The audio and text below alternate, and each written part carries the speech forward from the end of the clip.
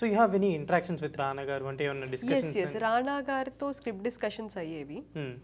అంటే ఆయనకి పర్సనల్గా either for production or for him to act ఏమన్నా స్క్రిప్ట్స్ వచ్చినా కానీ ఒక టీం ఉంటుంది ఆయనకి, రైటర్స్ రూమ్ అని చెప్పేసి. అవును అవును. సో రైటర్స్ రూమ్లో ఒక్కొక్కసారి ఎవరన్నా వేరే నెరేషన్స్కి వెళ్ళినా కానీ I use to replace them. First మీరు వింటారా స్క్రిప్ట్స్ అంటే అలా ఇనిషియల్ నెరేషన్ మాతో, అంటే వాళ్ళు సినాప్సిస్ లాంటివి పంపిస్తారు కదా, పంపించిన తర్వాత రైటర్స్ రూమ్ అని చెప్పేసి ఆయనకు సపరేట్గా స్పిరిట్ మీడియాలో ఉంది. సో వాళ్ళు వింటారు కథలు. సో ఆయనకి apart from writers room agency కూడా ఉంది కదా, సో ఆ ఏజెన్సీలో నేను వర్క్ చేసేదాన్ని. సో ఈ రైటర్స్ రూమ్లో ఎవరైనా మిస్ అయినప్పుడు, ఒకవేళ వాళ్ళు రాకపోయినా వేరే నెరేషన్స్ తీసుకుని వేరే పనిలో ఉన్నా కానీ I use to join them. ఈ ఏజెన్సీలో ఎవరైతే ఉన్నారో వాళ్ళు రీప్లేస్ చేసేవాళ్ళు. సో అలాగా రానా గారితో కలిసి నేను ఆ నెరేషన్స్ వినేదాన్ని. ఆయనకి ఫీడ్బ్యాక్ ఇచ్చేవాళ్ళం, మొత్తం రిటర్న్ రాసి ఇచ్చేవాళ్ళం.